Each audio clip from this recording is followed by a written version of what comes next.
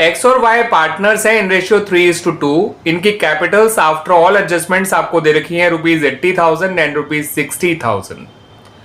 इन्होंने जेड को नया पार्टनर बनाया फॉर 1/5 शेयर, जिसे वो इक्वली एक्वायर कर रहा है फ्रॉम एक्स एंड वाई।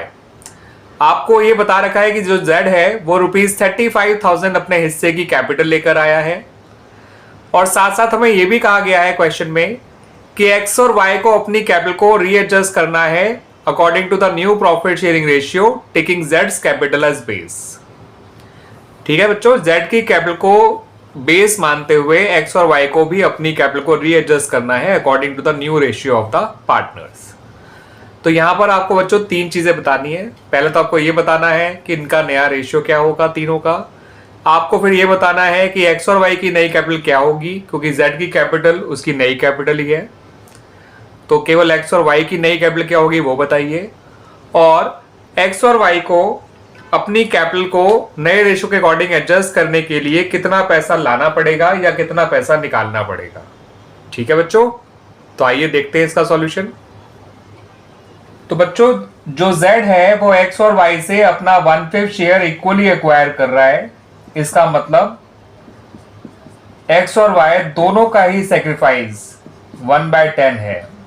ठीक है बच्चों, ये जो निकला है ये दोनों का सेक्रीफाइस है, x का भी और y का भी। अब इनका नया शेयर निकालने के लिए इनके पुराने शेयर में से इनके सेक्रीफाइस को माइनस कर दीजिए। x का पुराना शेयर है 3/5, x का सेक्रीफाइस है 1/10, तो x का नया शेयर आ जाएगा 5/10। y का पुराना शेयर है 2/5, माइनस करिए 1/10, y का नया शेयर आ गया 3/10। z का नया शेयर 1/5 है, इसे आप लिख सकते हैं 2/10। तो नया रेशियो आ गया इन सबका 5:3:2। इतनी चीज क्लियर होगी बच्चों। अब जो है आइए हम x और y दोनों की नई कैपिटल निकाल लेते हैं। तो बच्चों z की कैपिटल की हेल्प से आप फर्म की टोटल कैपिटल निकाल लीजिए। z की कैपिटल है 35,000, उसको z के शेयर के रेसिप्रोकल से मल्टीप्लाई करके आप पूरे फर्म की टोटल कैपिटल निकाल लेंगे 1,75,000। अब इस total capital of new firm को एक्स वाई जेड के नए रेशियो में बांट दीजिए। नया रेशियो हमने निकाल ही रखा है बच्चों। अगर हमसे क्वेश्चन में मांगा भी नहीं गया होता तो भी हमें नया रेशियो निकालना ही होता, क्योंकि हमें एक्स वाई की कैपिटल जो है उनके नए रेशियो के अकॉर्डिंग चाहिए। तो इनका जो नई कैपिटल आएगी एक्स वाई और जेड की, उसके लिए total capital of new firm को उनके नए शेयर से मल्टीप्लाई कर दीजिए, यानी 5/10, 3/10 और 2/10। Z की तो नई कैपिटल वही आएगी 35,000, क्योंकि उसको ही बेस मान के हमने टोटल कैपिटल निकाली है फर्म की।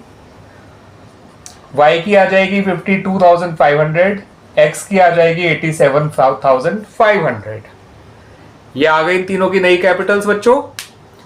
आइए अब ये बता करते हैं कि X और Y को कितना पैसा लाना पड़ेगा या कैश निकालना पड़ेगा अपनी कैपिटल को नए रेशियो के अकॉर्डिंग एडजस्ट करने के लिए। तो बच्चों x की जो नई कैपिटल है वो है ₹82,500 नहीं 87,500 है बच्चों, और y की है 52,500। x की कैपिटल जो पहले थी सारे एडजस्टमेंट के बाद वो 80,000, y की थी पहले 60,000। x की नई कैपिटल उसकी पुरानी कैपिटल से ज्यादा है, तो x को ₹75,100 कैश लाना पड़ेगा। y की जो है पुरानी कैपिटल ज्यादा है नई कम है, तो इसका मतलब y जो है वो ₹7500 विड्रॉ कर लेगा। ठीक है बच्चों, अगर हमें इनके पैसा लाने और पैसा निकालने की जर्नल एंट्री बनानी होगी तो कुछ इस तरह से बनाई जाएगी। x लिखेगा cash account debit to x capital, क्योंकि x तो पैसा ला रहा है 7500, और y के लिए हम लिखेंगे Y's capital account debit to cash account 7500। ठीक है बच्चों, ये पैसा निकालने की, ये पैसा लेकर आने की। ठीक है बच्चों, तो ये है क्वेश्चन आपका। वैसे मैं बता दूं बच्चों, this is illustration number 60 of chapter admission of a partner from the book T S Grewal, edition है 2024। और ये जो इलस्ट्रेशन है वो है पेज नंबर 4.63 पर। क्लियर बच्चों?